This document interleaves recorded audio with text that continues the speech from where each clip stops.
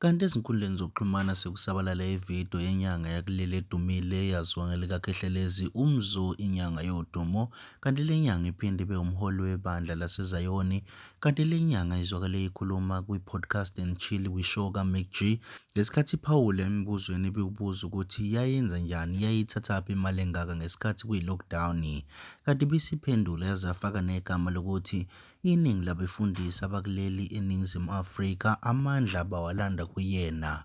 Kanti wembulo esilethu uKhehlelezi TV nansi ividiyo sikuphathele yona esigeqela yena amagula. Kanti wena mbulo esilethu uKhehlelezi TV ungakhohlwa usubscribe ku-YouTube channel yethu bese uyashiyela usitshela ukuthi wena uthini ngokuphawula kwakho kulolu daba. Do you know how many cars I bought? Even during lockdown, I bought a Lamborghini Urus, 6.5 million. Most of that money I was getting from pastors. Pastors, they go there, they preach.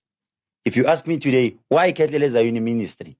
You know why I joined ministry? Because what was irritating me is they come to a surgery yami esikolweni. Siyofika sibayenze sibagcabe bafike bathi fire awe phansi umuntu. Ngiyazi mina ukuthi ufakeni la. I know the ring. Ayifakile. I know ukuthi yini. Ngaphakathi la ngiyazi ufakeni. But ekugcineni bathi don't go to traditional, those are demons. Ubuya kimi yena ukhokhile imali yonke, but he's misleading people. And this thing of church, lema ministry, akusonto lapha. That is their busy, they are making money. They cannot say play.